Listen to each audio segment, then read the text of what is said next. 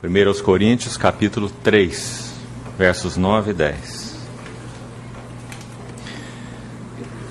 Porque de Deus somos cooperadores, lavoura de Deus, edifício de Deus sois vós. Segundo a graça de Deus que me foi dada, lancei o fundamento como prudente construtor, e outro edifica sobre ele. Porém, cada um veja como edifica. Vamos buscar mais uma vez a ajuda do Senhor para esse tempo. Querido Pai,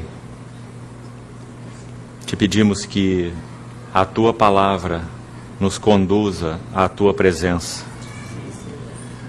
Estamos tão interessados em tocar o Senhor nessa noite pela Tua palavra, ver a Ti, sermos transformados pela visão do Senhor. Por isso, socorre-nos. Envia pelo Teu Espírito a habilitação que precisamos para que nos reunamos em nome do Senhor Jesus. Sê misericordioso para conosco e nos fala ao coração. Em nome de Jesus te pedimos. Amém. Irmãos, hoje então teremos nosso último tempo juntos e nós extraímos essa frase do verso 10, a última frase. Porém, cada um veja como edifica, para compartilharmos algo a respeito de edificação. E desde o primeiro dia nós temos focado um par de verdades relacionadas a esse assunto edificação. Citamos para os irmãos dois outros, que não teremos, pelo menos desta vez, como compartilhá-las. Nós temos falado sobre unidade e comunhão, e vamos prosseguir ainda sobre esse tema hoje. Falamos para os irmãos ainda, apenas citando, sobre consagração e serviço. Dois pares de verdades que andam absolutamente juntos na questão da edificação. Consagração e serviço são dois lados de um mesmo assunto. Também falamos sobre a questão de graça e responsabilidade. E claro, cada par de assunto desses é assunto para muito tempo, para ser examinado cuidadosamente diante do Senhor. Então nós temos procurado gastar aqui esses tempos e, claro, não esgotamos o assunto, não esgotaremos, são assuntos de muita penetração nas Escrituras, unidade e comunhão, em tantos textos, em tantos lugares. Na verdade, na Bíblia toda, esse assunto é abordado de tantas maneiras. Então nós vamos seguir tocando nesse par, unidade e comunhão. E conforme vimos no primeiro dia, acima de tudo, a base da nossa comunhão é a unidade do Espírito. Por isso, unidade e comunhão sempre andam juntas. Nós nos reunimos na base da unidade do corpo de Cristo. Essa é a base da nossa comunhão. Porque o corpo é um, porque o Espírito é um, e todos nós fomos batizados em um Espírito para dentro de um corpo. Então a nossa responsabilidade é preservar aquilo que o Senhor já estabeleceu, preservando a unidade do Espírito, no vínculo da paz. Nós, quando falamos sobre o modo como entramos nessa comunhão, e aí nós paramos na reunião de ontem à noite, e não vamos nos deter mais em resumo do que já falamos, porque senão vamos ter dificuldade de avançar. Ontem nós concluímos falando sobre esse como entramos na comunhão.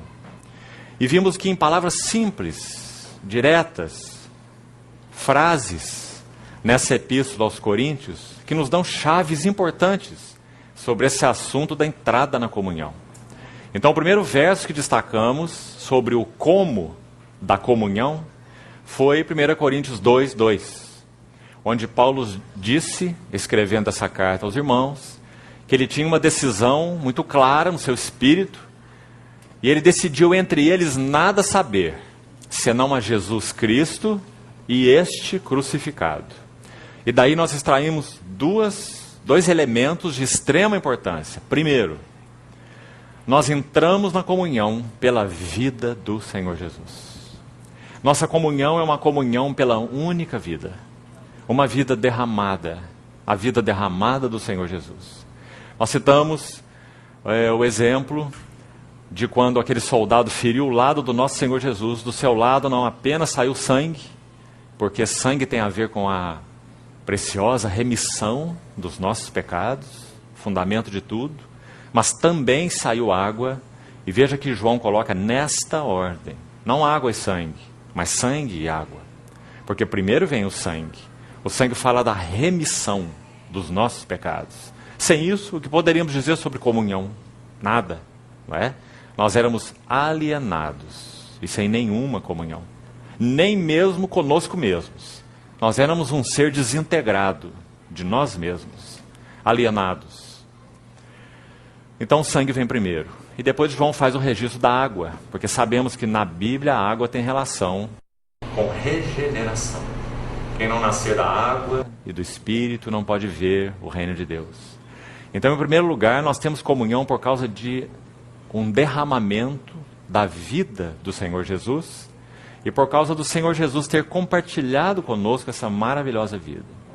Uma vida zoé, uma vida não criada, vida eterna. Aquela qualidade de vida que só Deus tem. É a vida que o Pai, é a vida que o Filho, é a vida que o Espírito compartilham, então, em comum. Irmãos, essa é uma dádiva maravilhosa. E nós precisamos nos render ao Senhor, para que aprendamos a ter comunhão na vida. Nossa comunhão não é baseada em ideias, nem em filosofias, nem em formas, nem em conceitos. Nós temos comunhão pela vida. Sobre esse assunto da comunhão na vida, já passamos um pouco sobre ele, eu gostaria de citar uma figura extremamente significativa que nosso irmão Austin Sparks usa em um dos seus escritos, e que nos é de bastante ajuda. Nós poderíamos pensar nesse assunto da comunhão, teoricamente, de duas maneiras. Como povo do Senhor, como igreja, nós poderemos ser um buquê de rosas, ou nós podemos ser uma roseira. Os dois são rosa, mas há uma diferença crucial entre esses dois assuntos. Se nós cortamos rosas do seu lugar de origem, da roseira, então colocamos um laço em volta delas, nós temos as mesmas rosas, a mesma aparência, o mesmo perfume, mas elas não estão unidas de forma orgânica. Elas estão unidas por um laço externo, e esse laço fala de muita coisa. Esse laço pode ser uma forma, esse laço pode ser doutrinas, esse laço pode ser conceitos, esse laço pode ser correntes teológicas especiais, esse laço pode ser uma dependência ministerial de fulano ou beltrano, esse era o caso dos coríntios.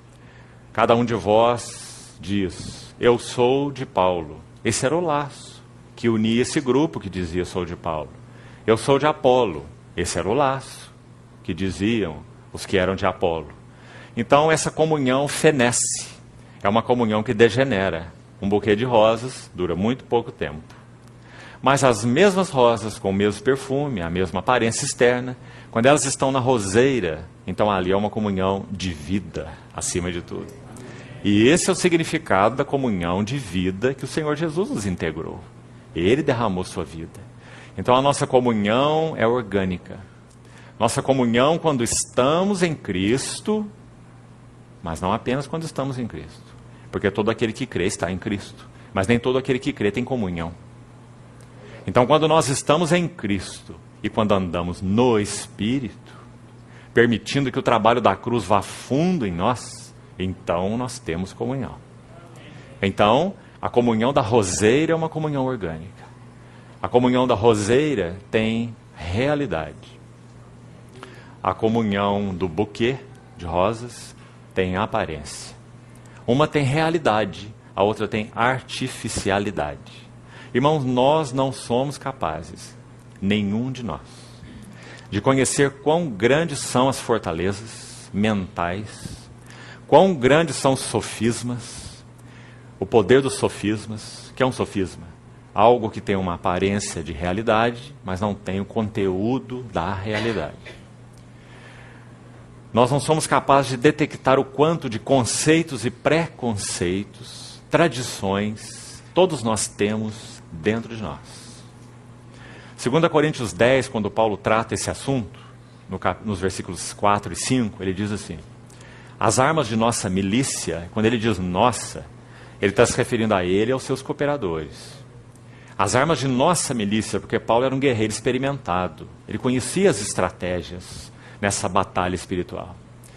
As armas de nossa milícia não são carnais, ou não têm origem na nossa inteligência, esperteza, raciocínio, formação. As armas de nossa milícia, batalha espiritual, não são carnais. Elas são poderosas em Deus para destruir fortalezas, anulando sofismas e toda altivez que se levanta contra o conhecimento de Deus. E ele completa o texto dizendo assim: levando cativo todo o pensamento à obediência de Cristo. Então, irmãos, ajude-nos o Senhor a pormos o nosso rosto no pó nesse assunto. Porque nós somos tão infectados com tantas coisas que reforçam esse laço do buquê de rosas, que é só a luz do Senhor para nos esclarecer e para nós nos arrependermos diante dele. Quantas formas que nós estabelecemos e usamos isso para tentar de alguma forma estabelecer comunhão. Eu penso que aqueles de nós, e amados, com reverência diante do Senhor, digo isso, e o Senhor o sabe. Quantos de nós, se não todos nós, temos esses laços desse buquê tão reforçados em nós, que nós precisamos de uma atitude mais drástica diante do Senhor.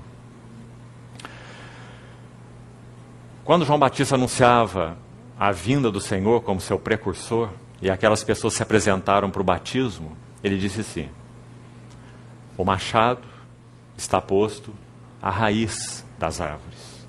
Há muito assunto na nossa vida que só pode ser tratado dessa maneira.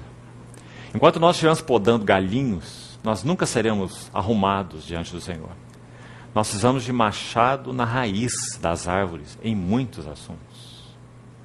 Quanto ao reunir, quanto à maneira de nos relacionar, quanto a todas as questões ligadas a conceitos, preconceitos, tradições, coisas que recebemos, muitas vezes precisamos dar passos drásticos. E algumas vezes pararmos com tudo. Tudo o que aprendemos para reaprender. Não sei qual o entendimento dos irmãos, mas para mim é tão claro que a primeira lição do discipulado a Cristo não é aprendizado. Nós somos tão infectados com tanta coisa que a primeira lição do discipulado a Cristo é desaprendizado. Não há como o Senhor encher o que está cheio. Ele primeiro precisa esvaziar. Então, que o Senhor nos ajude nisso, nos leve humildemente aos pés dele. E peçamos a ele: Senhor, passa o teu machado na raiz. Nossa maneira de falar, nossa maneira de pensar, nossa maneira de reunir, nossa maneira de cantar cânticos, nossa maneira de compartilhar a palavra, de compartilhar uns com os outros. Irmãos, não vamos permitir que esses laços externos, de alguma maneira, eles ocupem esse lugar de tentar promover algo que, na verdade, é só o Espírito Santo que pode promover. Então, sejamos humildes diante do Senhor. Todos nós temos visto que as assembleias do Senhor, em tantos lugares, nesse país afora, têm sido estremecidas pelo Senhor. Nós temos sido tão gratos ao Senhor por isso. Sabe o que temos entendido, irmãos? Me permita compartilhar isso com os irmãos.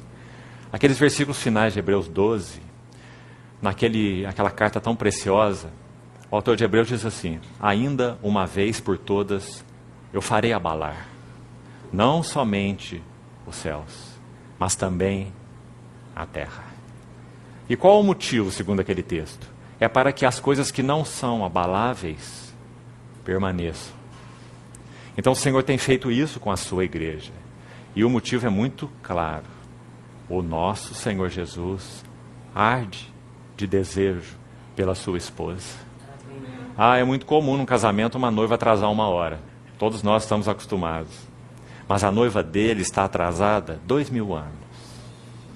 Ele aguarda por ela, pacientemente. Que o Senhor nos ajude a ver isso, amados. Ele irá continuar, pela sua bondade, estremecendo, para que aquilo que não é abalável permaneça. Se nós não nos submetermos a esse terremoto do Senhor, e como Ele faz isso? Ele é especialista nisso, porque Ele faz isso de uma forma tão equilibrada. Ele usa, sim, a faca. Ele é como o sacerdote do Antigo Testamento. A palavra de Deus é viva, eficaz, penetra tão fundo que muitas vezes não nos resta nada senão pôr o rosto no pó. Como Jeremias disse no seu livro de Lamentações: ponho o meu rosto no pó, talvez haja esperança. Ele olhava para aquela Jerusalém, segundo a tradição, possivelmente Jeremias estava numa caverna no Gólgota. Que interessante. Olhando lá de cima, naquele mesmo lugar onde nosso Senhor Jesus lamentou e disse: Jerusalém, Jerusalém.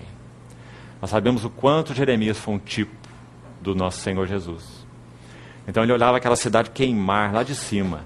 Ele escreveu suas lamentações. Ele usa 5 vezes naquele livro a palavra como uma exclamação no final da frase. Como que dizendo: algo impossível aconteceu. Aquela que era uma princesa entre as províncias, agora ela está destruída. Aquela que era uma rainha, aquilo que era ouro refinado, agora está todo nublado. Como se escureceu o ouro, como se mudou o ouro refinado, como estão espalhadas pelas esquinas de todas as ruas, aquelas que antes eram pedras do santuário. Você acha que isso fala um pouco do cristianismo atual? Parece que fala tudo, não é? Espalhadas pelas esquinas de todas as ruas, as pedras do santuário. O que o Senhor tem desejado fazer? Nós somos pedras que vivem. E fomos chamados para sermos edificados uma casa espiritual. Mas, amados, lembremos-nos, essa casa não é edificada com laço de fita, com nenhuma forma externa. Essa casa é edificada com o trabalho da cruz, profundo nas nossas vidas, para que sejamos integrados em uma verdadeira comunhão, na comunhão do Espírito. Então, a primeira verdade que tocamos nesse assunto do entrar na comunhão foi esse assunto da vida. É pela vida. O Senhor nos deu a sua vida. Que dádiva preciosa. Agora é claro, da mesma maneira que como o verbo eterno de Deus, quando encarnado, ele foi recolhido numa manjedoura em Belém, assim quando o Filho de Deus foi gerado no nosso interior, ele também foi gerado como um bebê. E essa vida do Senhor precisa crescer, precisa se tornar robusta. Ela precisa alcançar essa urdidura e trama do nosso tecido moral interior. Irmãos, e esse é um processo sério. Esse é um processo profundo. Esse é um processo de altas implicações. Nosso Senhor disse assim: você quer edificar uma torre? Então assenta primeiro e calcule o preço. Porque senão você vai começar o trabalho e não vai ter como acabar. E alguns vão passar do lado e dizer: coitado, começou tão bem, mas agora ele não é nenhuma coisa e nem outra.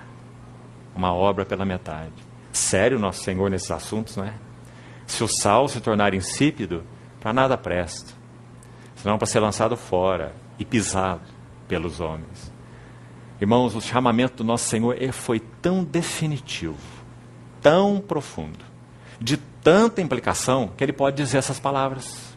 Porque ele sabe que quando ele derramou seu Espírito, em seu Espírito, ele já nos deu todas as condições de avançarmos e alcançarmos plenamente tudo o que Ele estabeleceu para nós.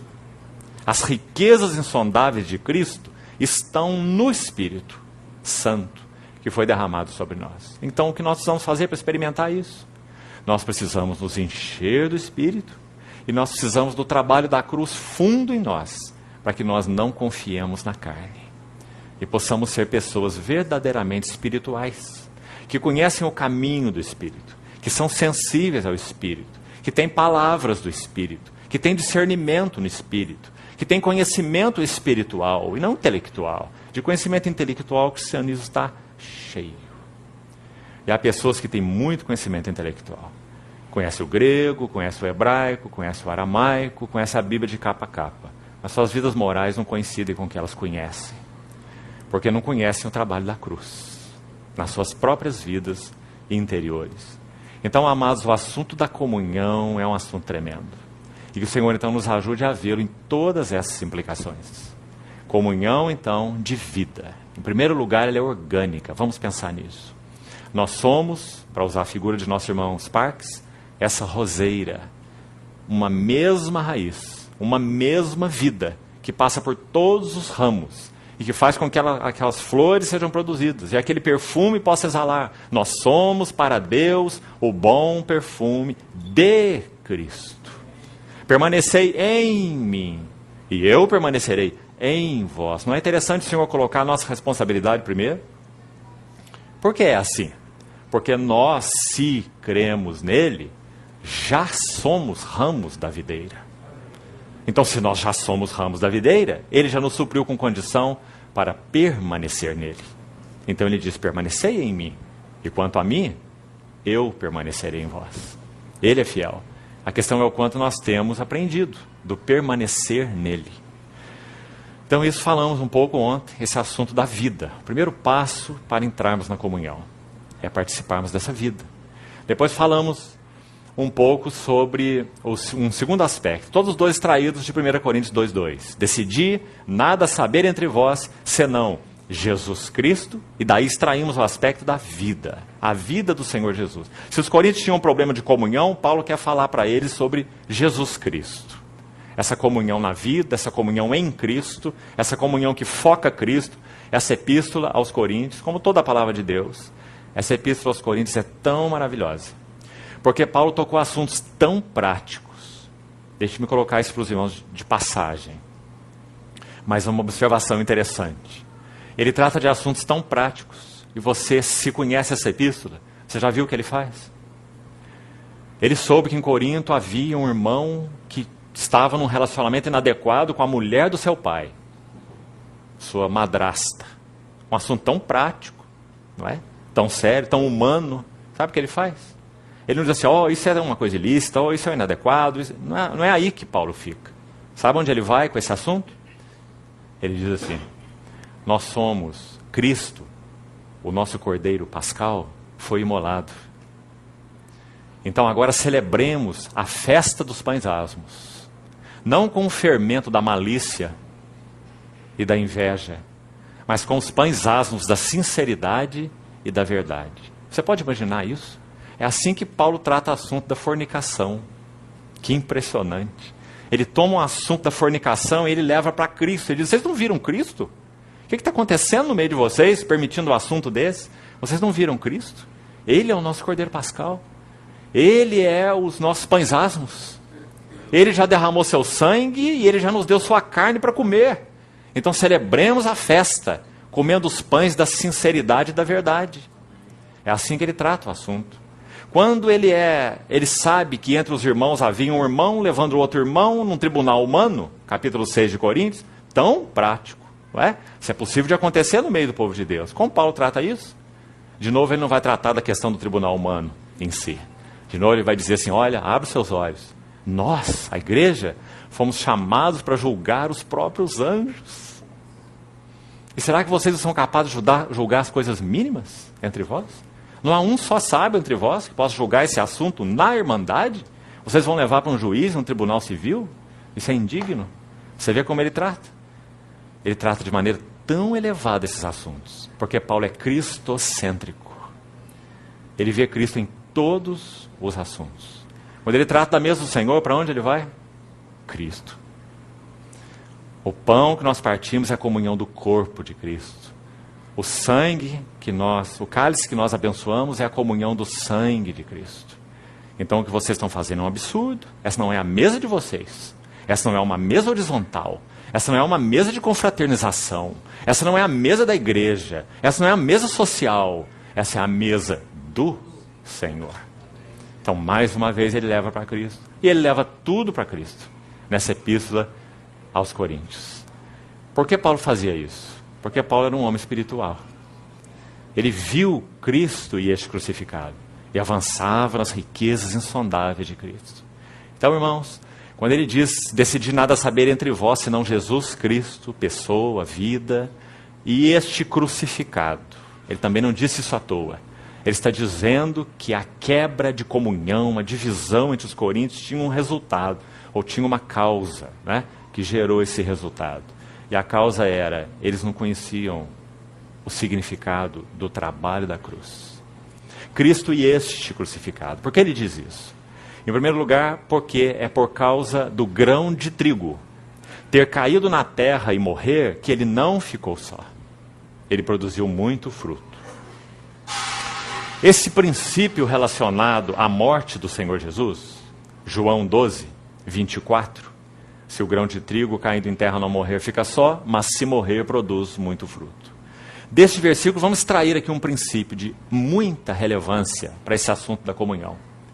Ontem nós tocamos então um pouco, dentro disso, essa questão do trabalho da cruz. Foi o segundo item que mencionamos ontem. Primeiro, comunhão, por causa da vida comum do Senhor Jesus que temos, e depois o segundo assunto que tocamos ontem, comunhão pelo trabalho da cruz. Se não há trabalho da cruz, esqueçamos comunhão. Só a cruz pode promover comunhão. E ontem nós falamos o que esse trabalho da cruz significa.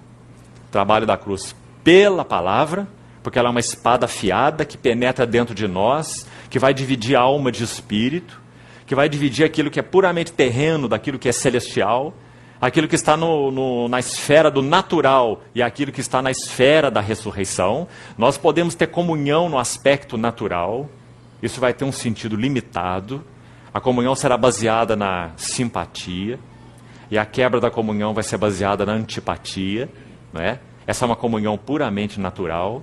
Então a palavra de Deus, quando vai expondo o nosso ser, nossas vísceras interiores, ela vai revelando esses assuntos mesquinhos que há dentro de nós. Quem nós somos. E ela vai dividindo alma de espírito, e juntas e medulas, e ela vai penetrando até discernir ou julgar. A palavra que aparece aí nas nossas Bíblias é Hebreus 4:13. Hebreus 4:12. Os pensamentos e os propósitos ou intenções do coração. Que coisa maravilhosa é essa, irmãos? A palavra de Deus está interessada pelo Espírito em chegar até o nosso coração, nas entranhas, no mais profundo. Por isso o livro de Provérbios diz, filho meu, dá-me o teu coração, porque é dele que procedem as fontes da vida. Você percebe o que isso significa? As fontes da vida. Nós somos como somos por causa do estado do nosso coração. Nós temos nossos relacionamentos no corpo de Cristo como temos por causa do estado do nosso coração.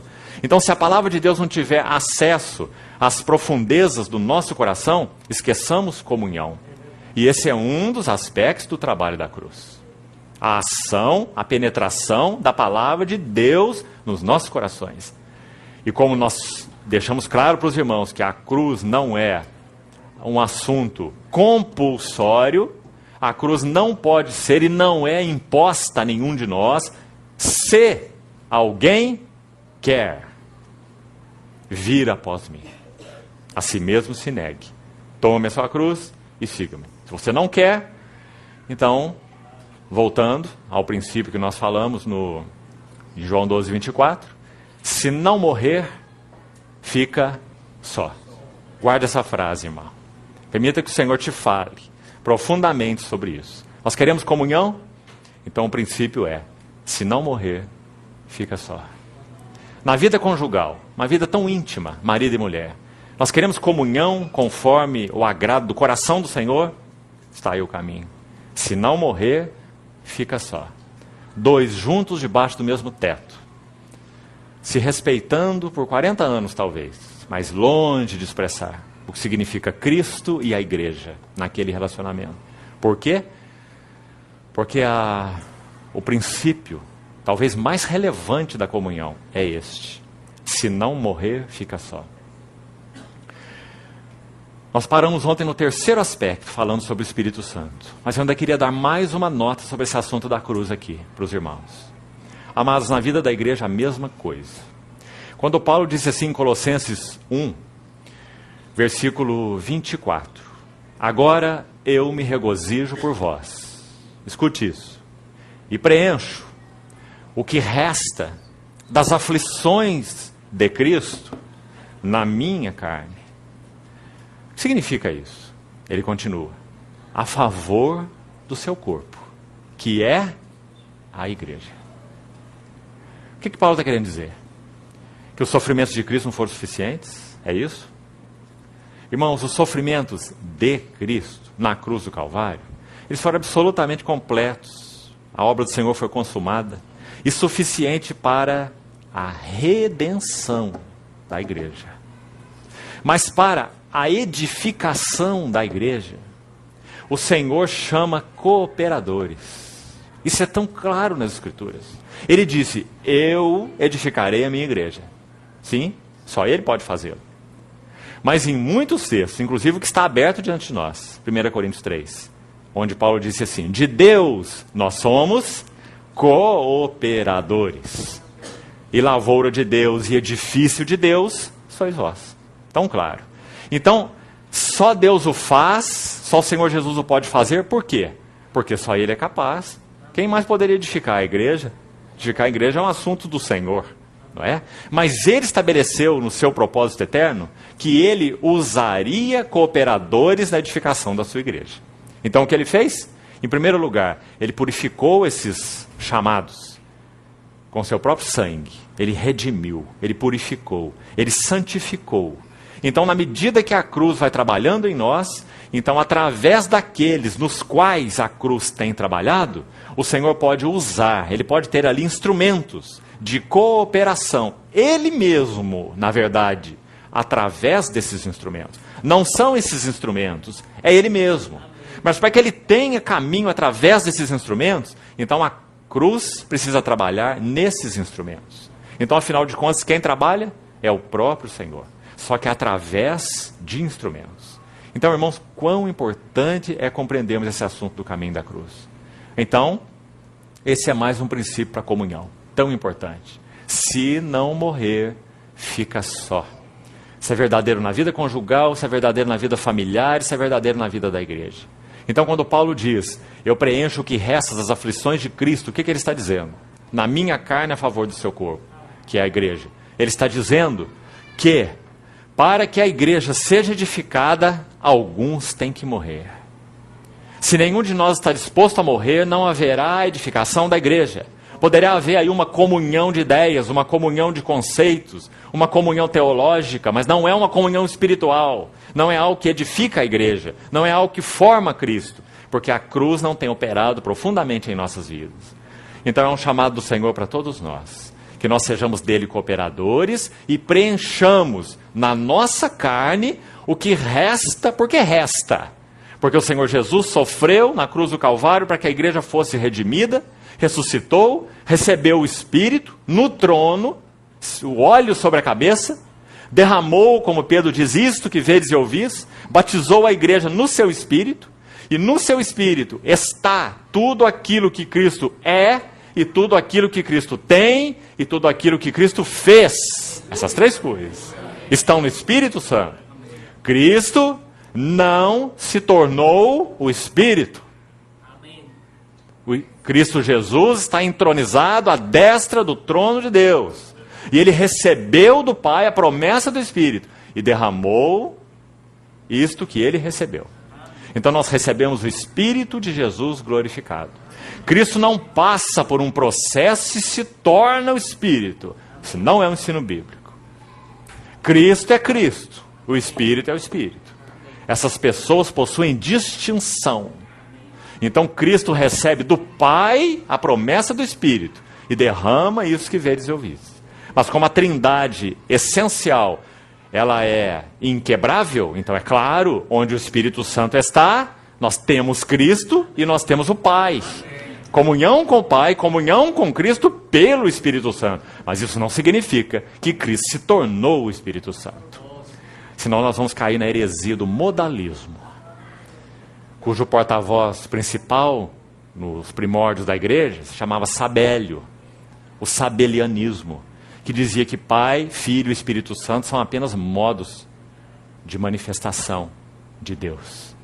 Se manifestou como Pai, depois se manifestou como Filho, e agora se manifesta como Espírito. Não e não. Não são modos de manifestação. São pessoas divinas, distintas. Mas é uma unidade inquebrável. Então, em João 14, o Senhor Jesus pode dizer assim: aquele que me ama guardará a minha palavra. Quem está falando é Ele, é o Verbo, é o Filho. Quem me ama guardará a minha palavra. E o Pai o amará.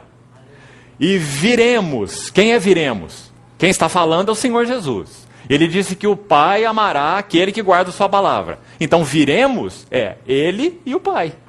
Viremos, plural, para Ele, e faremos nele morada. Quando? Quando o Consolador viesse. Então é por isso que em João 14:20 ele disse assim: naquele dia, Pentecostes, vós conhecereis. Já examinamos um pouco desse verso ontem. Conhecer por experiência. Conhecer com tudo que nós somos. Com o espírito, com a alma, com o corpo, com tudo. Naquele dia conhecereis que eu estou no meu Pai. Você vê? Cristo não se desintegrou. Cristo não se tornou o Espírito. Ele está no trono, à destra do trono da majestade nas alturas. Só o livro de Hebreus diz isso 4 vezes.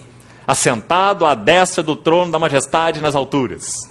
Né? Tão superior aos anjos, quanto herdou um nome mais excelente do que eles. Então, naquele dia conhecereis, eu estou em meu Pai. Mas não apenas isso. Vós em mim. Que maravilha, não é? A comunhão da Trindade foi aberta a nós. Vós em mim. Mas também não terminou. E eu em vós. Oh, irmãos, que comunhão perfeita é essa? Para essa comunhão nós fomos chamados. É uma comunhão com o Deus triuno em Cristo. Porque Cristo está em nós e porque nós estamos em Cristo. Né? Então, nós vimos então ontem um pouco desse assunto e foi aí que nós paramos. Essa questão exatamente do Espírito Santo. E daí nós vamos prosseguir. Esse é o terceiro ponto então que nós destacamos. Mais um como da comunhão. Então, primeiro é comunhão por essa vida preciosa, que já falamos. Segundo é comunhão pela cruz. Trabalho da cruz em nós. Profundo. Terceiro é comunhão pelo Espírito. Então, o capítulo 2 de 1 aos Coríntios, e também o 3, nos dá umas notas muito interessantes sobre esse assunto da comunhão pelo Espírito. Ontem, o que nós já destacamos aqui? Ontem nós lemos o versículo 9, que diz que esse mistério de Deus oculto dos séculos e das gerações, olhos não viram, ouvidos não ouviram, e jamais penetrou em coração algum humano. E então o versículo 10 entra com essa verdade, essa colocação maravilhosa. Mas Deus nolo revelou. Então aqui nós extraímos a primeira questão do ministério do Espírito, neste texto, né? Antes disso nós falamos sobre 1 Coríntios 12, citamos lá o verso 3 apenas. Lembrando aos irmãos que quem estabelece o senhorio de Cristo nas nossas vidas e na vida e reunir e relacionamentos da Assembleia é o Espírito Santo. Porque ninguém pode dizer que Jesus é o Senhor, a não ser pelo Espírito Santo. Então o ministério do Espírito Santo é estabelecer o senhorio de Cristo nos nossos corações e na vida da Assembleia. Santificai a Cristo como Senhor nos vossos corações. Pedro diz na sua epístola, não é? E ele precisa ser santificado como Senhor, e isso significa ser cabeça na vida da Assembleia. Senão o que nós vamos fazer na vida da Assembleia, se nós não retemos Cristo como cabeça, é dar cabeçada. Porque cada um de nós tem uma cabeça. Se nós não retermos o cabeça, só nos resta dar cabeçada. Porque o cabeça não está sendo retido. não é? Então é o Espírito Santo quem vem estabelecer esse senhorio do cabeça na vida da Assembleia. Esse foi o primeiro ponto, na verdade, que tocamos sobre o Espírito Santo, de 1 Coríntios 12, 3. Depois entramos nesse assunto revelação que está aí. 1 Coríntios 2, 10. Mas Deus nolo revelou. Que coisa preciosa é essa? Revelação, lembrando de novo o que falamos ontem, é aquela abertura que só o Espírito Santo pode fazer. A abertura para que nós vejamos algo que é espiritual. Quem não nascer de novo não pode ver, e quem não nascer da água e do Espírito não pode entrar. Dois verbos muito interessantes. Ver e entrar.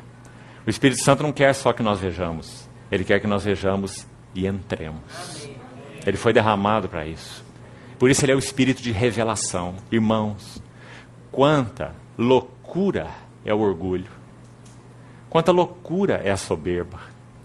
O apóstolo Paulo, com tanto discernimento da parte do Senhor como ele tinha, quando ele vai orar pela epístola, pelos irmãos Efésios, escreve essa oração na sua epístola, ele começa exatamente por aí. Ele diz assim, que Deus, porque só ele pode fazer, pelo Espírito, que Deus vos conceda, no seu conhecimento, espírito de sabedoria e de revelação. Que loucura é o orgulho e a soberba, não é? Especialmente o orgulho e a soberba intelectual. Irmãos, nós não temos equipamento algum para conhecermos as coisas de Deus. Nada. Nada. Se o Espírito Santo não abre nossos olhos, não vemos nada. Se o Espírito Santo não nos conduz a entrar, experimentar quem Cristo é, se o Espírito Santo não torna real pela palavra e pelas circunstâncias ou pela providência, como já compartilhamos, o assunto da cruz real em nossas vidas, o trabalho da cruz, irmãos, nós vamos cantar a cruz, nós vamos ler sobre cruz, livros sobre a cruz, o mensageiro da cruz, o obreiro da cruz, eu não sei o que é da cruz, mas nós vamos estar fora da cruz. Isso não nos tornará seguidores e testemunhas do crucificado, a não ser que a cruz opere profundamente em nós. E só o Espírito Santo pode fazer isso. Então, o espírito de revelação, que maravilhoso é isso, irmãos. O mundo não vê, o homem natural não entende, está aí no nosso conceito. O homem natural não aceita, não são fortes essas palavras. Nós éramos esses homens. Mas o Espírito Santo tem aberto os nossos olhos, para que nós toquemos a realidade espiritual. Por isso, irmãos, que a nossa vida diante do mundo é de tantas formas, uma vida tão estranha, né? Tão incompreensível. E Paulo fala isso também nesse texto. Se você observar aí, no contexto, você vai ver que no verso 15 ele aborda exatamente essa questão. Ele fala que o homem espiritual, ele discerne, compreende, discerne, julga, todas as coisas. Mas veja como o texto termina. Mas ele mesmo não é discernido por ninguém. Não é interessante? Porque quando vivemos, aprendemos a viver realmente no Espírito, aprendendo a seguir o Senhor, há muitas coisas que poderemos fazer, muitas coisas que poderemos falar, muitas atitudes que poderemos tomar, podem ser bem estranhas. O mundo nunca conseguirá entender, e muitas vezes nem nossos irmãos. Por que nós não desejamos o que todos desejam? Por que nós não andamos como todos andam? Por que nós não falamos como todos falam? Por que nós não temos a ambição que todos têm? Não temos as prioridades que todos têm? Não temos os alvos que todos têm? O homem espiritual julga todas as coisas, mas ele mesmo não é discernido por ninguém. Então que o Senhor nos ensine a avançarmos para vivermos vidas realmente espirituais. E temos procurado, com a ajuda do Senhor, humildemente, traçar alguns marcos que possam ser guias para nós, para nos orientar nesse caminho da vida espiritual, ou da comunhão, como temos visto. Então, em primeiro lugar, vivermos intensamente na vida do Senhor Jesus. Habitai em mim, eu habitarei em vós. Em segundo lugar, compreendermos o caminho da cruz. Você sabe que muitos irmãos usam essa frase nos seus livros, né? A menos que a cruz opere em nós, o trabalho da cruz, o caminho da cruz. Quanto você lê sobre isso, não é, irmão? Mas então peça a ajuda do Senhor para você entender o que isso significa. Que o caminho da cruz, me permitam mais uma vez enfatizar isso, amados. O caminho da cruz é você abrir o seu ser para acolher a palavra viva de Deus, que vai rasgar você ao meio. Amém. Vai dividir alma de espírito, juntas e medulas. O carnal do espiritual, o terreno do celestial. E esses assuntos vão ser discernidos pela palavra. nossas entranhas vão ser postas de fora, porque a palavra de Deus penetra nesses níveis em nossa existência. Nós vamos ficar chocados. Por isso aquele texto de Romanos 8:29 precisa ser bem compreendido. Quando ele fala do propósito eterno do Senhor, ele diz assim: aos que de antemão conheceu, ele os predestinou. Predestinou para serem conformes à imagem do seu Filho, que é o varão perfeito de Deus, conformados, transformados de glória em glória na sua própria imagem. Então ele os predestinou para sermos conformes à imagem do seu Filho, para que ele seja o primogênito entre muitos irmãos. Esse é o propósito do Senhor, referente a nós. E o verso anterior, o 28, diz assim, Romanos 8:28. É em função desse propósito que todas as coisas cooperam. Não é precioso isso? Então esse Romanos 8:28 diz que um dos braços do trabalho da cruz é a providência de Deus. Porque todas as coisas cooperam. Nada fica de fora. Todas as coisas cooperam para o bem dos que amam a Deus e que são chamados segundo o seu propósito. Você vê que nesse versículo o bem é o propósito. Claro. Todas as coisas cooperam para o bem dos que amam a Deus. Que bem é esse que Deus tem para nós? É o seu propósito. Aqueles que foram chamados segundo o seu propósito. Seu bem é seu propósito. Sabe o que nós temos feito? Você sabe. Quantos vidros de carro tem um plástico escrito assim: todas as coisas cooperam para o bem daqueles que amam a Deus. Não é? Mas para aí. E na verdade, se você tirar esse versículo de contexto, o que está sendo dito, a frase deveria mudar. Esse verso então deveria ser assim: todas as coisas cooperam para o bem-estar dos que amam a Deus. Mas lembre-se que não é isso que está escrito nesse versículo. Ali não tem nenhum hífen e nenhuma palavra estar na frente. Porque para que Deus opere seu bem, para que Deus opere seu propósito nas nossas vidas, irmãos, isso vai passar por muito mal-estar. Muitas vezes. Ele vai contrariar a nossa vontade mesquinha.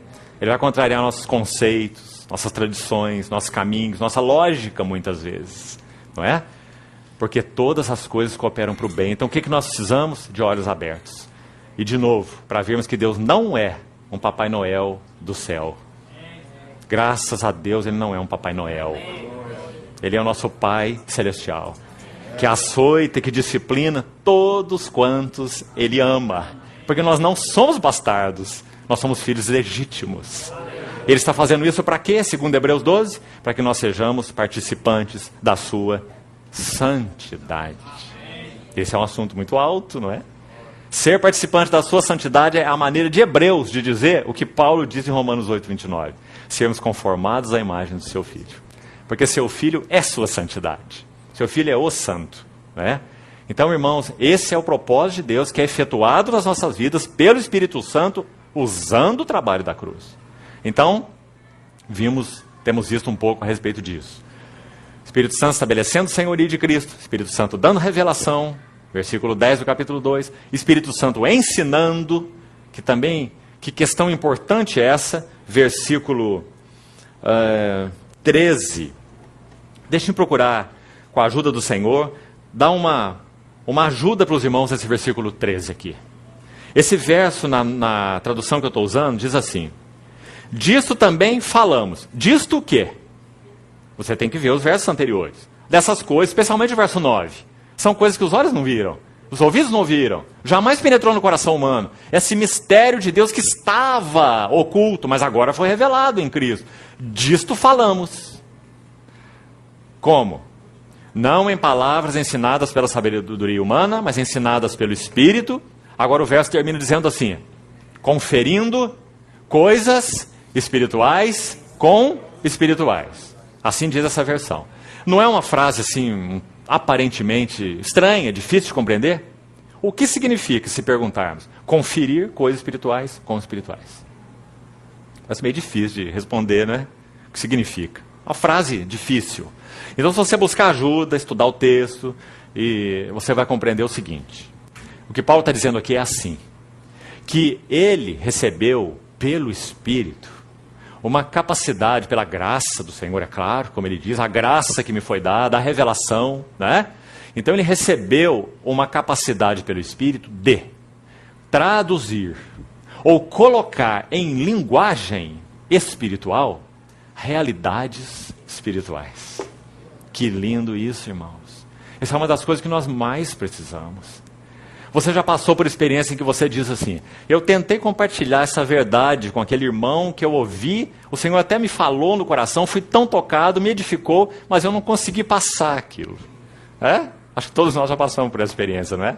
Faltam palavras adequadas para expressar a realidade espiritual. Sabe por quê?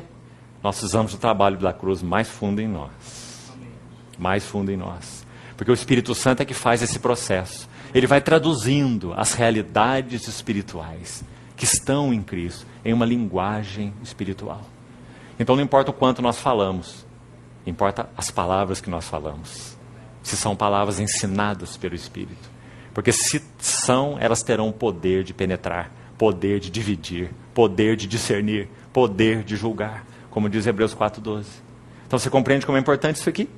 E esse é o ministério do Espírito Santo. Ele veio para fazer isso em nós, para nos dar uma... O que são as palavras? As palavras são as roupas das verdades ou das ideias, né? O Espírito Santo vai nos dar as roupas adequadas para vestir as ideias, as verdades espirituais, ou as realidades espirituais.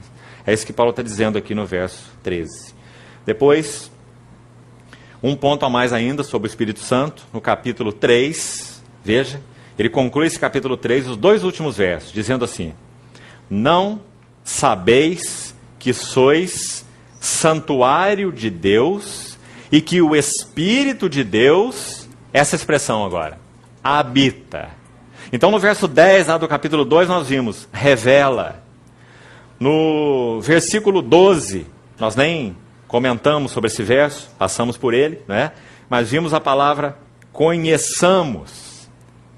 Conheçamos, para que Deus, por Ele, conheçamos o que por Deus nos foi dado gratuitamente, final do verso 12. Mais uma palavra relacionada ao ministério do Espírito Santo. Ele revela, ele nos leva ao conhecimento, que já falamos para os irmãos, implica numa experiência total, né, absoluta. Ele ensina, versículo 13, palavras ensinadas pelo Espírito. Depois, no versículo 15 e 16, ele discerne. Agora aqui no versículo 16 do capítulo 3, ele habita. E aqui está uma outra maravilhosa verdade. O Espírito que o Senhor Jesus derramou sobre a igreja é Espírito de habitação. Ele não veio nos visitar, Ele veio habitar. Graças ao Senhor por isso, irmãos. Ele que nos introduz nessa comunhão da Trindade. Ele que nos traz tudo que o Filho é, tudo que o Filho fez, tudo que o Filho tem. Então, irmão, se a pessoa do Espírito Santo e o ministério do Espírito Santo não for recuperado no seio da igreja hoje, nós não temos chance de avançar para o eterno propósito de Deus. O Espírito Santo precisa de novo ser visto como pessoa que Ele é. O ministério dele precisa de novo ser conhecido, porque só isso pode fazer a nossa boca ir para o pó. Amém. Ele é o único capaz de habilitar. Toda a nossa suficiência vem de ti. 2 Coríntios 3 é um capítulo precioso sobre o Espírito Santo. Pena que não temos tempo de estudá-lo. Não temos tempo para tanta coisa. 2 Coríntios 3, mas tome nota aí, irmão. Leia, por favor, depois esse capítulo na sua casa. Quem sabe, antes de você dormir hoje, leia 2 Coríntios 3. Sabe o que você vai ver? 8 vezes é mencionado aí o Espírito. E tudo que ele faz. Então peça ao Senhor para abrir essa visão, seus olhos, para você penetrar no significado precioso desse capítulo. 2 Coríntios 3. Sabe uma das coisas que diz lá? Que o Espírito Santo é aquele que nos transforma de glória em glória. O Espírito Santo é aquele que tira o véu do nosso rosto, que nos impede de ver a glória de Cristo. O Espírito Santo é aquele que nos habilita para sermos ministros de uma nova aliança, que não é da letra, mas é do Espírito. Então você vai ver muito sobre o Espírito. O Espírito Santo é aquele que escreve uma carta, não em pedras, mas escreve uma carta em nossos corações. Porque o Senhor disse assim: nas suas mentes eu imprimirei as minhas leis, e sobre os seus corações eu as inscreverei. E sabe qual é o resultado disso? Maravilhoso texto, Jeremias 31, que é citado em Hebreus 8. Ele diz assim: e eu serei o seu Deus, e eles serão o meu povo. Você vê que isso é um resultado? Como que nós podemos ser povo de Deus e Deus ser o nosso Deus? De tal forma que o mundo veja esse testemunho, uma unidade tão maravilhosa. O mundo possa olhar para nós e dizer, esse povo é povo do Deus Altíssimo. Esse povo é cristão, carrega as marcas de Cristo, as marcas da cruz. Como eles poderão ver isso? Quando o Espírito Santo estiver escrevendo pelo caminho da cruz as palavras do Senhor nos nossos corações. Não é instrução intelectual. Amém, porque o intelecto é atingido. Se não fosse, pobres de nós. O intelecto é atingido, mas é mais que o intelecto. É a nossa volição, a nossa vontade ganha. Nós iremos desejar o que o Senhor deseja. São nossas emoções ganha, nós iremos amar o que Ele ama. Iremos aborrecer o que Ele aborrece. Emoções ganhas. É mente ganha, nós iremos pensar como Ele pensa. Oh, irmãos, que salvação. Tão grande salvação. Quem opera isso em nós? O Espírito Santo. Irmãos, Hebreus 7, versículo 22, usa mais uma designação linda sobre nosso Senhor Jesus. Hebreus 7, 22 o chama de fiador. Você já notou essa palavra ali no livro de Hebreus? Hebreus 7, 22. Jesus é o fiador de superior aliança.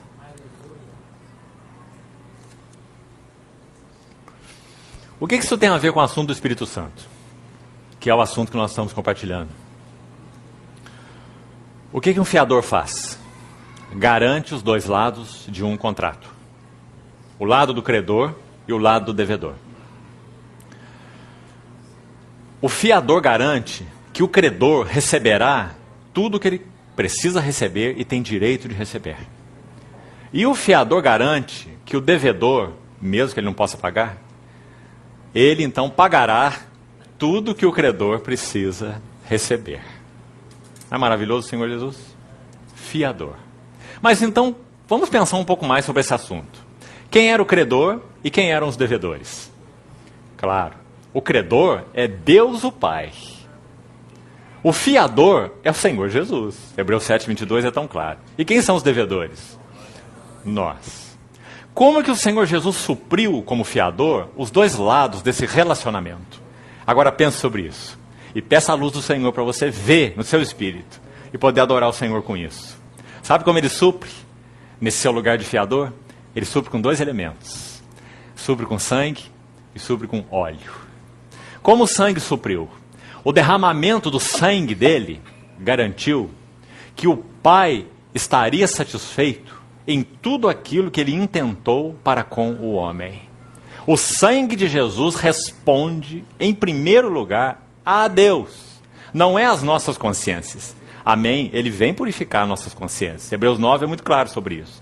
Mas, em primeiro lugar, o sangue é para Deus. Porque o sangue fala de vida derramada. O sangue fala que a justiça. O sangue fala que a santidade. E o sangue fala que a glória de Deus foram vindicadas. Foram satisfeitas. Deus está satisfeito. Porque o Cordeiro é santo, porque o Cordeiro é justo e porque o Cordeiro é glorioso. Então Deus foi satisfeito pelo sangue. Não há dívida. Ele cancelou o escrito de dívida que era contra nós e que nos constava de ordenanças. Mas ligue isto ao sangue, porque foi o sangue que resolveu esse assunto. Mas, irmãos, lembre-se que em Hebreus ele é o sumo sacerdote. E quando o sumo sacerdote era ungido, o assunto não era apenas sangue, mas também óleo. Então agora, como o Senhor Jesus atua como fiador em relação aos devedores? Ele concede para os devedores o óleo. Ou seja, depois que ele derramou o seu sangue, ele ressuscitou, ele foi entronizado, Atos 2, 33. Exaltado, pois, à destra de Deus. Tendo recebido do Pai a promessa do Espírito, o óleo. Salmo 183 diz, quão formoso é que os irmãos vivam em união. O assunto ali é unidade e comunhão. E o segundo verso diz, é como óleo precioso. Qual é a fonte da nossa comunhão? Qual é a fonte da nossa unidade? O Espírito Santo. Então esse óleo do Salmo 133 é interpretado em Atos 2,33. Jesus foi exaltado à destra de Deus, porque Ele é o sumo sacerdote. lá do Salmo 133 é Arão. O óleo vem sobre a cabeça, desce pela barba, e a barba de Arão. E até a orla das suas vestes. Né? Aquele banho de óleo que o sumo sacerdote tomava na unção deles. Então, Atos 2,33 diz que o cabeça recebeu do Pai a promessa do Espírito e derramou isso que vedes e ouvis. O que está acontecendo? O que aconteceu no Pentecostes? Quando o fiador derramou sangue, Deus foi satisfeito. Justiça, glória e santidade de Deus foram vindicadas. Depois do sangue, exaltado e entronizado, quando o fiador derrama o óleo, nós temos a garantia de que o Espírito Santo, habitando em nós, ele levaria a igreja a tudo o que Deus planejou para que ela fosse. Isso não ficará pela metade. Se nós que vivemos no Espírito, Gálatas 5, nós andarmos também no Espírito, então o Senhor vai nos levar a tudo o que Ele planejou para nós, porque no óleo que Ele derramou, o Espírito Santo, está todo o equipamento necessário para que nós cheguemos a tudo que Deus planejou para nós. Nas palavras de Efésios, até que todos cheguemos à plena varonilidade, que fala de um homem maduro, não bebês em Cristo, que foram apenas regenerados, mas aqueles nos quais o caráter de Cristo foi formado. Nós temos toda a provisão para isso no Espírito Santo que foi derramado.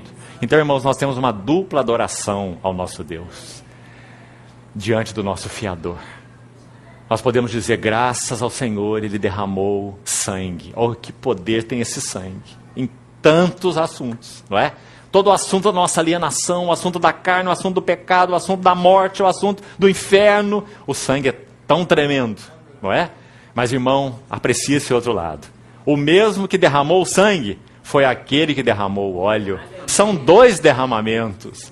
Hebreus diz assim, sem derramamento de sangue não há remissão de pecados.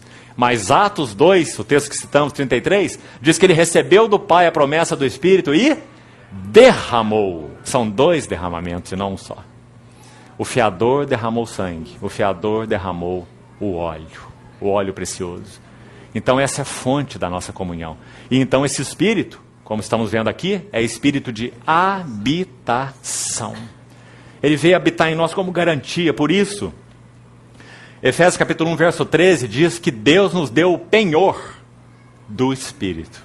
Penhor é um valor equivalente àquilo que foi penhorado, certo? Então podemos dizer assim, o Senhor Jesus é quem tem o valor, a realidade, o conteúdo de tudo aquilo que Deus quer que o homem seja. Tudo que o Senhor Deus deseja que o homem seja, está em Cristo Jesus. Quando Ele derramou o Espírito Santo, Ele derramou o valor equivalente. Ele derramou o penhor do Espírito Santo. Então agora nós podemos andar, viver, pensar, agir como o nosso Senhor Jesus. Por isso Paulo diz assim, nós temos a mente de Cristo. Se referindo àqueles nos quais então o Espírito Santo tinha trabalhado, não é? A cruz, a revelação, o ensino, como estamos vendo aqui nesse capítulo. Então, irmãos, como precisamos, como igreja de Deus, voltar ao assunto da pessoa e obra do Espírito Santo. Sim, graças ao Senhor, nós temos falado tanto sobre a soberania de Cristo, e que assunto tremendo esse, não é? Mas pense aqui comigo, irmãos, nós precisamos retornar ao assunto da soberania do Espírito Santo. Porque é o Espírito Santo que vem estabelecer no nosso meio o senhorio de Cristo. Ele é soberano. Quando aquele casal usou de mentira em Atos 5, Ananias e Safira, e vendeu aquele campo voluntariamente, ninguém os mandou fazer isso, reservou parte do valor do campo, levou um resto do valor para Pedro, entregou para ele, como se fosse o valor do campo todo, porque José Barnabé, o filho da consolação, tinha feito isso anteriormente e tinha depositado todo o valor aos pés dos apóstolos. Então, quando Ananias e Safira fizeram aquilo, eles fizeram de maneira dissimulada, porque eles poderiam ficar com o valor para eles mesmos, foi o que Pedro disse. Se você conservasse com você esse valor, seria teu, ninguém te exigiu nada. Mas isso que você fez foi dissimulação, foi mentira. Ele disse, você não mentiu a homens, você mentiu a Deus. E logo na sequência do texto, em Atos capítulo 5, ele diz: mentistes ao Espírito Santo. Então, irmãos, todo o livro de Atos é o governo do Espírito Santo sobre a vida da igreja. Que lindo livro, não é? Ele começa com Pentecostes, derramamento do Espírito Santo. E o Espírito Santo é visto em todo o livro. A tal ponto que, por exemplo, no capítulo 16, Paulo está fazendo uma navegação, tentando ir para algum lugar. Então ele tem uma visão do varão macedônio, compreende alguma coisa, passa a Macedônia e ajuda-nos. E ali ele vai entrar depois, então, em Filipos, né? O evangelho vai entrar na Europa, em Filipos, a primeira cidade da Macedônia.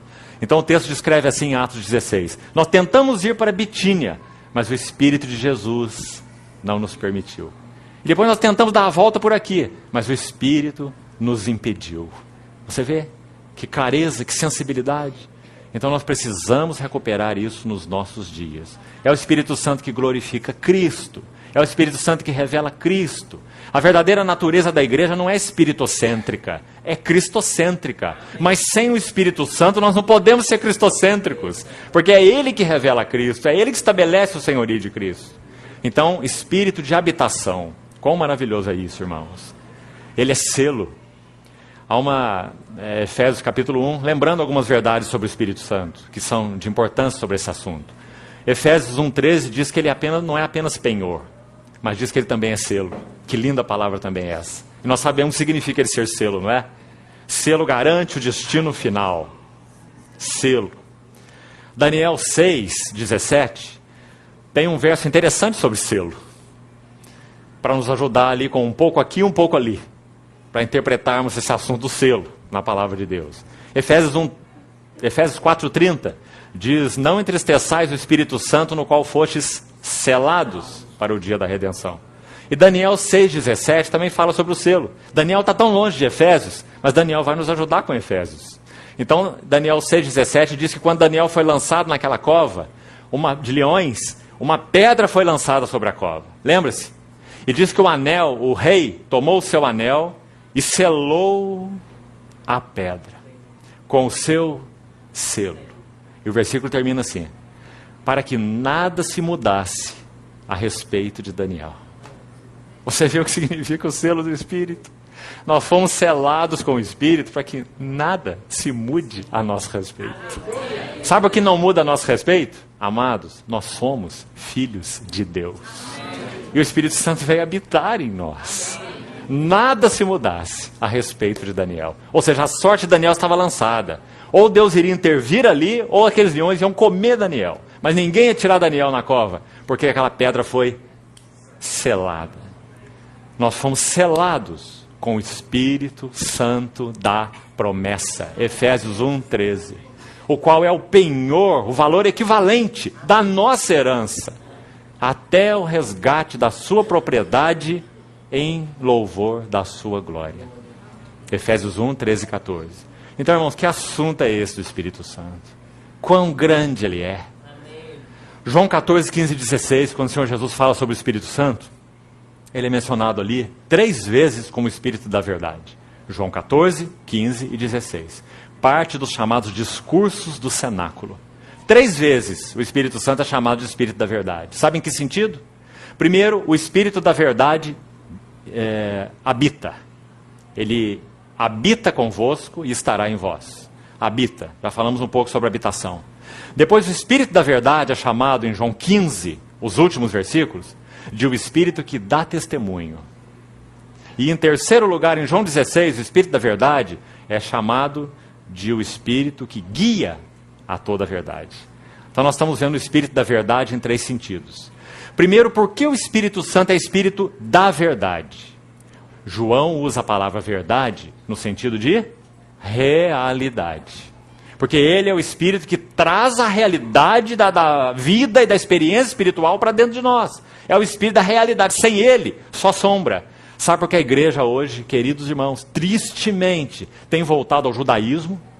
Irmãos, a igreja de Deus tem retornado ao judaísmo. De uma maneira chocante. Chocante. Alguns chamados pastores evangélicos têm tocado o chofar para chamar a congregação para se reunir. Muitas congregações chamadas evangélicas têm entrado nos regulamentos dietéticos do Velho Testamento. Não comendo isso, não comendo aquilo, guardando dias, luas novas e festas. Um retorno avassalador ao judaísmo. Por quê? Falta do espírito da realidade. Quando não temos o espírito da realidade, nós vamos para a sombra. Porque nós saímos do corpo, da substância, da realidade. Só nos resta a sombra. Que o Senhor nos guarde nisso. Só o espírito da realidade pode nos guardar. Por quê? Citando de novo os capítulos de João. Ele é o espírito que habita. Ele é o espírito que dá testemunho. Oh, que lindo é isso. Últimos versos de João 15. Vós também testemunhareis, porque estáis comigo desde o princípio. O espírito da verdade, este dará testemunho de mim. Sabe o que está escrito em Lucas 12? O Senhor Jesus disse assim: quando vocês forem levados diante de autoridades para prestar contas da vossa fé, não vos preocupeis com o que haveis de dizer, porque o Espírito Santo vos ensinará as coisas que deveis responder. Quantos de nós temem esse possível período que como igreja passaremos? Não sabemos exatamente, não é? Isso é uma incógnita, mas é uma possibilidade. Esse período chamado de grande tribulação que virá sobre essa terra.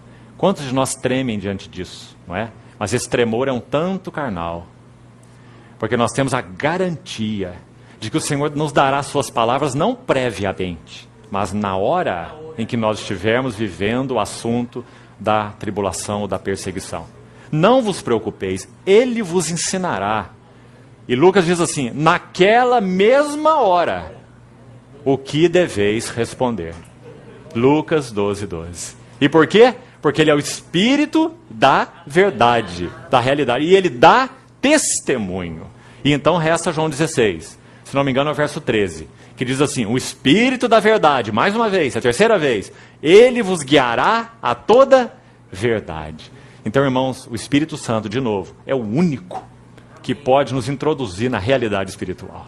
Só Ele. A pessoa e o ministério do Espírito Santo precisam ser recuperados por nós urgentemente, para que nós não sejamos confiados na carne, nas estratégias humanas, que sejamos realmente servos dependentes, que saibamos que se o Espírito Santo não falar, ninguém fala, se Ele não agir, ninguém age, se Ele não fizer, ninguém faz, porque Ele é o Espírito que estabelece o senhorio de Cristo. Então, esse assunto do Espírito Santo é um assunto realmente de carência para nós, igreja de Deus, nesses dias. Mas, irmãos, nós temos então que concluir, e vamos fazer isso. 1 Coríntios capítulo 3, quero citar um último item aqui, então, de ajuda para nós, diante do Senhor, nesse assunto da edificação. Veja cada um como edifica. Nós entramos na comunhão dependentes, nesse assunto da edificação e da comunhão, do material que usamos nesta comunhão ou nesta edificação. Em outras palavras, como nos relacionamos nessa edificação? Como nos relacionamos nessa comunhão? Então nós falamos primeiro sobre comunhão pela vida, comunhão pelo trabalho da cruz, comunhão pelo Espírito. Agora vamos tomar nota aqui desse último ponto. Essa vida de comunhão, ela também é dependente do tipo de material que nós usamos nessa comunhão. E esse assunto está descrito aqui no texto, então nós vamos buscar algo para nos ajudar aqui. Veja lá. Capítulo 3, versículo 10. Segundo a graça de Deus que me foi dada, lancei o fundamento como prudente construtor. Você vê? Paulo dizendo então que ele tinha as palavras ensinadas pelo Espírito, a revelação, por isso ele se chama prudente o construtor, não é? Com essa prudência de Deus, com essa revelação de Deus, e outro edifica sobre ele. Porém, cada um veja como edifica, porque ninguém pode lançar outro fundamento além do que foi posto, o qual é Jesus Cristo. Agora veja, contudo, se o que alguém edifica sobre o fundamento é ouro, prata, pedras preciosas, primeiro grupo. Ou, o segundo grupo, madeira, feno e palha, não é? Primeiro grupo de 3 e o segundo grupo de 3. Então diz, manifesta se tornará a obra de cada um. Quando? O texto vai explicar. O dia o dia a demonstrará. Se você quiser saber qual é esse dia, e por que Paulo não explicou exatamente qual é esse dia, é porque ele já falou sobre esse dia. Então, se você voltar aí no capítulo 1, olhe, por favor, rapidamente. No versículo 8. Coríntios 1:8. O qual também vos confirmará até o fim, para serdes irrepreensíveis no dia do nosso Senhor Jesus Cristo. Então é claro que esse dia se refere à sua vinda, sua segunda vinda, não é? Então é nesse dia que a obra de cada um será finalmente provada. Então, irmãos, esse aqui de novo é um assunto sério relacionado à edificação e relacionado à comunhão.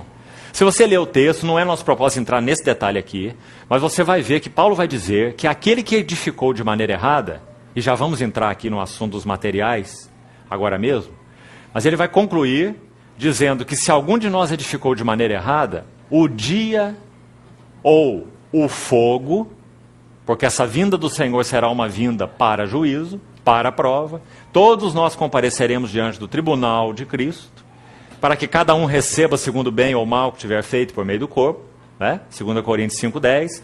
Então, quando esse fogo do dia do Senhor vier sobre nossas obras, todas elas podem se queimar e irão se queimar, se forem edificados com materiais inadequados. Mas Paulo diz assim, todavia, aquele que edificou, ele mesmo será salvo.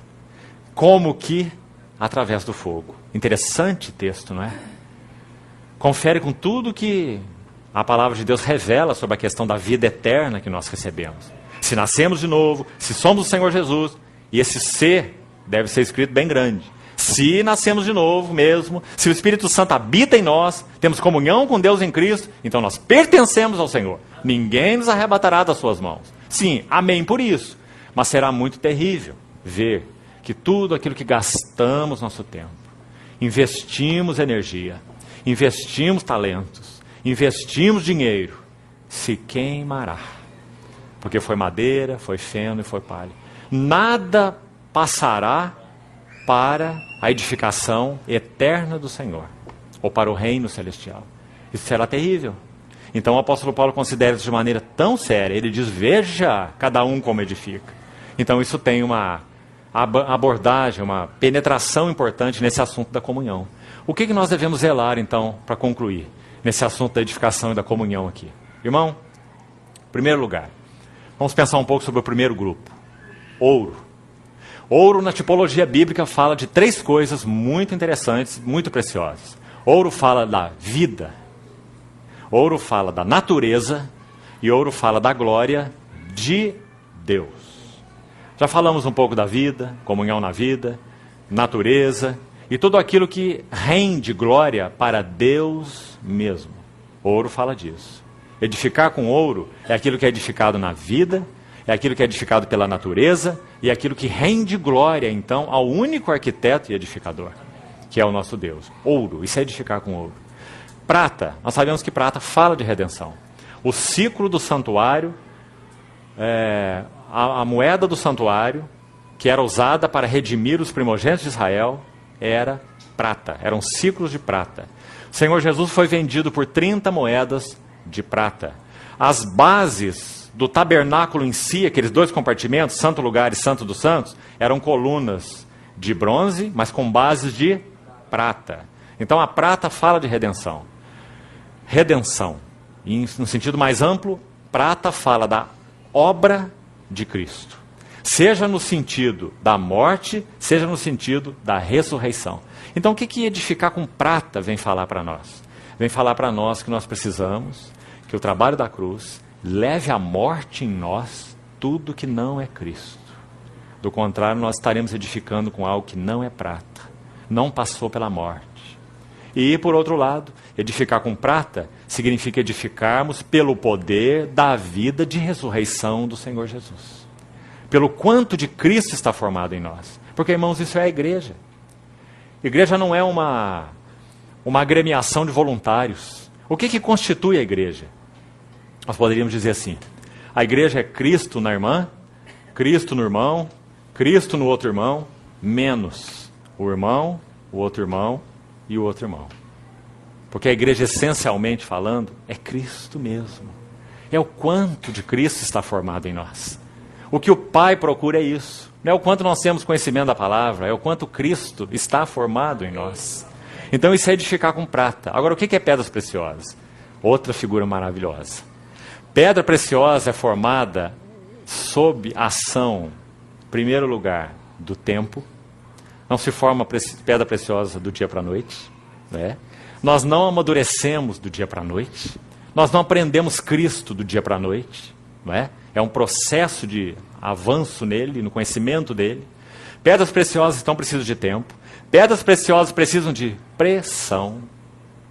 Então Pedro vem dizer: não estranheis o fogo ardente que surge no meio de vós, destinado a provar-vos. Que lindo texto. E ele continua assim: como se algo extraordinário vos estivesse acontecendo.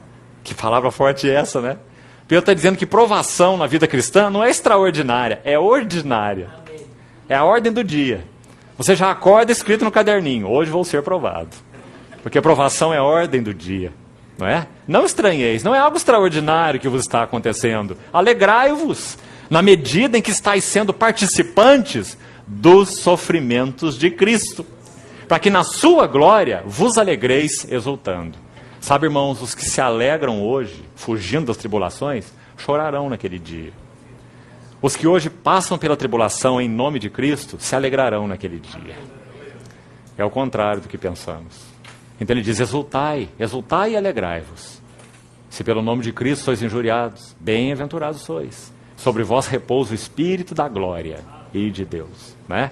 Então isso é pedras preciosas. Então tempo, pressão, falta um item aqui: temperatura. Digamos que você, fisicamente falando, você pudesse tomar assim um pedaço de grafite. O grafite, segundo a química, ele é carbono puríssimo, não é? Quem estudaram um pouco de química sabe que o símbolo do grafite é o CN, não é? Ou seja, carbonos infinitos, só carbono, um elemento puro, não é assim? Mas o grafite é fraco, o grafite é opaco e o grafite é barato. O grafite é tão fraco que ele é mais fraco que uma folha, celulose, papel. Porque se ele fosse mais forte, ele rasgaria a folha. É por causa de ele ser mais fraco que ele escreve na folha. De tão fraco que ele é. Não é assim? Esses somos nós. Fracos, opacos e baratos. Mas quando o Senhor nos mergulha em profundidade, se você tomasse esse grafite e mergulhasse a quilômetros na terra, não é? E deixasse ele lá bastante tempo, ele vai ser submetido a mais temperatura, porque lá no fundo é mais quente, a tempo, a pressão, e depois você poderia desenterrar, daí um tempo, de lá, um diamante, que também é carbono puro, não tem nada acrescentado no diamante, puro carbono. O que fez diferença? Tempo, pressão e temperatura. Essa é a obra do Espírito Santo. Então o ouro fala daquilo que é da vida, da natureza e da glória de Deus. Redenção fala da obra do Filho. E pedras preciosas falam da obra do Espírito Santo. Então, irmãos, é isso que ele quer fazer em nós. O carbono é opaco. Se a luz incide sobre o carbono, nós só vemos o carbono, né? Quando o Espírito Santo não trabalha em nós, toda a luz que incide sobre nós só mostra a nós mesmos. Nossa presunção, nossa ignomínia. Todas as vezes que nós falamos eu, essa é a nossa vergonha. Cristo, todas as vezes que dizia eu, essa era a sua glória. Porque Ele e o Pai são um. Nós somos carbono, opacos. Quando a luz incide sobre nós, só mostra quem somos. Agora, na medida que a cruz trabalha em nós, você sabe o que acontece quando a luz incide no diamante? Nós estamos vendo aqui uma luz branca, mas nós sabemos que ela não é branca na sua essência. Quando ela entra no diamante, ela entra luz branca, e do outro lado nós temos 7 cores. Difração, não é? Ou seja, o diamante revela a glória da luz. Sem o diamante não veríamos a glória da luz. O carbono não revela a glória da luz, mas o diamante revela a glória da luz. Então, na medida que o Senhor vai trabalhando pelo Espírito, a cruz em nós, nós vamos passando de grafite a diamante. Então, Ele é a luz, nós não somos a luz. Ele é a luz. Eu sou a luz do mundo, disse o nosso Senhor. Mas à medida que o Espírito trabalha a cruz em nós, nós somos diamantes. Então, a luz do Senhor. As palavras de Efésios 3:10, veja o diamante corporativo. Efésios 3:10. Pela igreja, diamante corporativo, a multiforme.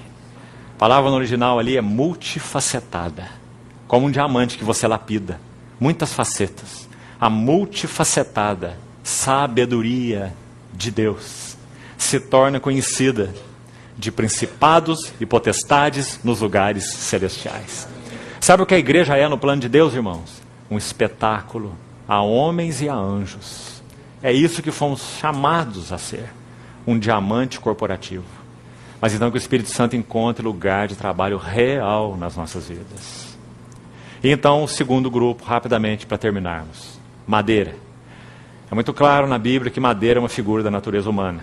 A Arca da Aliança era feita de madeira de acácia, que fala que Jesus tinha uma natureza humana integral, perfeita, revestida de ouro, que diz que o Senhor Jesus tinha natureza divina perfeita. Deus, homem. Madeira de acácia, toda revestida de ouro, por dentro e por fora. O tabernáculo foi edificado com madeira. Tábuas de madeira revestidas de ouro. Então madeira sempre aponta para a natureza humana. O que é edificar com madeira? É edificar com equipamento humano. Natureza humana. E esse equipamento humano inclui tudo. Vontade humana, estratégia humana, conceito humano, e assim vai. Filosofia humana, psicologia humana, tudo que é humano. Madeira. Feno. 1 Pedro capítulo 1 interpreta o feno. 1 Pedro 1:23. Diz assim: toda carne é como a erva, e toda a sua glória como a flor da erva. Esse é o feno. Então o feno fala da glória humana. Todo aquilo que de alguma maneira tentamos edificar, mas que produz glória humana, isso é feno. Porque não produz a glória de Deus, mas produz a glória do homem. E a glória do homem é como a flor da erva. Seca-se a erva e cai a sua flor. 1 Pedro capítulo 1. E o que é palha? Se você ler Êxodo 3, você vai ver a palha interpretada. Quando Faraó disse assim para o povo, para os seus capatazes, dizendo: retirem a palha do povo. Porque eles estão aí pensando em adorar a Deus, estão ansiosos, vamos tirar a palha deles. Porque eles têm que procurar a palha e fazer os tijolos, então eles vão esquecer de adorar a Deus. Então, palha fala de obra humana. Eles iam recolher a palha para edificar os tijolos, que seriam então para edificar alguma outra coisa. Palha, obra humana. Madeira, natureza humana. Feno, glória humana. Palha, obra humana. O dia o provará. Irmãos, o Senhor nos ajude a ver isso com todas as suas implicações. Todos nós estamos edificando.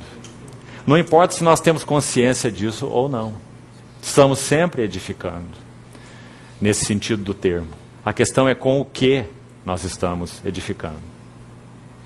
Ainda, se você quiser, terá que fazer por você mesmo, avançar um pouco mais nesse assunto da comunhão. 1 João capítulo 1, nós não vamos entrar no texto, vou só citar. João coloca duas relações naquele lindo capítulo. De 1 João.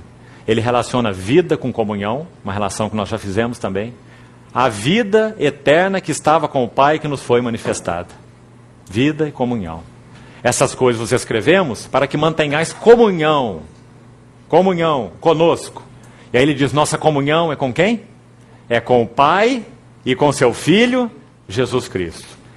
Mas antes ele disse, e a vida se manifestou. Você viu? Vida e comunhão. Já fizemos essa relação. E aí, só te dando o esboço desse capítulo, se você começar agora a seguir no verso 5 e for até o fim, ele faz uma outra relação muito preciosa. Luz e comunhão. Não apenas vida e comunhão, mas luz e comunhão. Ele vai dizer, Deus é luz. Essa é a verdade que temos ouvido da parte dele. Deus é luz. E não há nele treva nenhuma. Se dissermos que andamos com ele, na luz, e não praticamos a verdade, então mentimos. Mas se andamos na luz, como ele na luz está, escute, na luz está, mantemos comunhão. Então a primeira relação é vida e comunhão, e a segunda relação é luz e comunhão. Muito importante essas duas relações. A primeira já falamos bastante sobre ela, examine a segunda por você mesmo, para você ver quanta verdade maravilhosa. Luz. E você vai entender por que Davi orava daquela maneira. Sonda-me, ó Deus, conhece meu coração. Prova-me, ó Deus, conhece meus pensamentos. Vê se há em mim algum caminho mau e guia-me pelo caminho eterno. Luz e comunhão. E também o Salmo 43. Salmo 43, 3, outro lindo texto. Ele diz assim ao Senhor: envia a tua luz e a tua verdade para que me guiem e me levem ao teu santo monte e aos teus tabernáculos. Vida de comunhão, vida de união, teu santo monte e aos teus tabernáculos. O que nos leva a essa comunhão e essa união? Envia a tua luz e a tua verdade. Irmãos, nós somos chamados pelo Senhor para andar na luz. O Senhor se agrada da verdade no íntimo. Nós precisamos aprender a ter comunhão com Deus na sua luz, a respeito de tudo que somos e a respeito de tudo que não somos, para que essa comunhão na luz nos introduza em tudo aquilo que Deus é. Então o chamado para andar na luz é muito significativo nesse assunto de comunhão. Precisamos andar na luz. Nossa vida não é congregacional, em primeiro lugar. A qualidade da nossa vida de comunhão sempre vai ser dependente do quanto o nosso altar pessoal ele está bem firmado e bem edificado. Nosso altar pessoal. Nossa vida relacional com o Senhor. Senhor, envia a tua luz. Senhor, fala sobre mim, fala a mim sobre ti e fala a mim sobre mim. Nós precisamos orar assim ao Senhor. Porque a verdadeira circuncisão são aqueles que adoram Deus no Espírito, se gloriam em Cristo, mas não confiam na carne. A não ser que o Senhor lance luz sobre nós, todos nós teremos problema na comunhão. Porque nós estamos carregados de coisas que não são Cristo.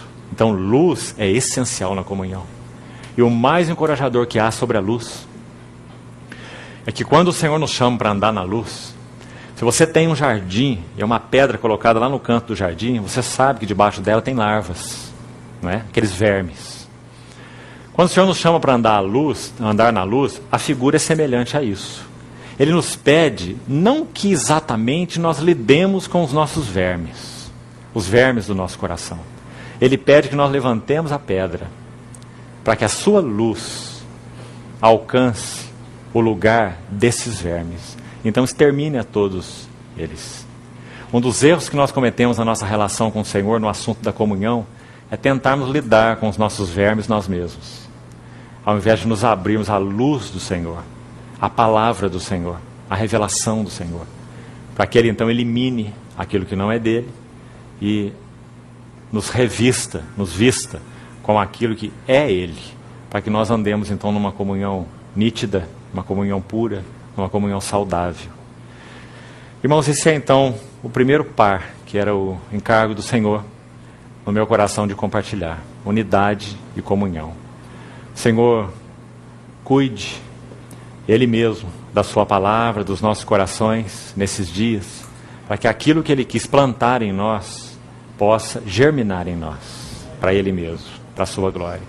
Nós tenhamos um interesse imenso em que não tenhamos tido só um fim de semana ouvindo a palavra de Deus, mas levemos no nosso saquinho as sementes e plantemos no nosso terreno do nosso coração, para que frutifique realmente para o Senhor. Ele ainda espera a sua noiva, adornada, ataviada, que nós tenhamos um coração para Ele. Amém. Vamos orar. Querido Pai, de todo o coração nós te agradecemos, porque entendemos ser a provisão do Senhor para nós, esse fim de semana de comunhão que nós tivemos. Senhor, mas nós temos um pedido a Ti, é que o Senhor nos ajude para que nada que o Senhor mesmo, pela Tua mão, quis plantar nos nossos corações, seja perdido. E as aves do céu venham roubar as sementes daquilo que o Senhor semeou. Não permita, Senhor, que o nosso coração seja uma terra adequada, lavrada, para que produza a 100 por 1. Nos ajuda, Senhor. Senhor, continua tratando nossos corações no caminho da cruz, para que aquilo que o Senhor seja realmente estabelecido entre nós e em nós. Senhor, ajuda de maneira particular os irmãos aqui desse estado e dessa cidade a realmente encontrarem, Senhor, em Ti um caminho de verdadeira e genuína comunhão. Senhor, que todos os sofismas, conceitos, fortalezas, altivez que se levanta contra o Teu conhecimento, tradições, ideias, formas, Senhor, pela Tua misericórdia, pedimos ao Senhor que atue sobre isso e ajude os irmãos em tudo que eles carecem, Senhor, para avançar como testemunho para Ti, para o Teu louvor, para o louvor da glória da Tua graça. Senhor, somos carentes de Ti em todos os aspectos. Vem sobre nós, Senhor. Visita nossas vidas de maneira poderosa, marcante e conduz-nos àquilo que o Senhor tem em Teu coração. Ensina-nos a viver vidas genuinamente espirituais, Senhor. Amarmos a cruz e o caminho da cruz. Nós entregamos a Ti tudo o que pudemos experimentar nesse fim de semana juntos. Cuida disso, Senhor. Nós Te pedimos. Em nome de Jesus. Amém, Senhor. Amém.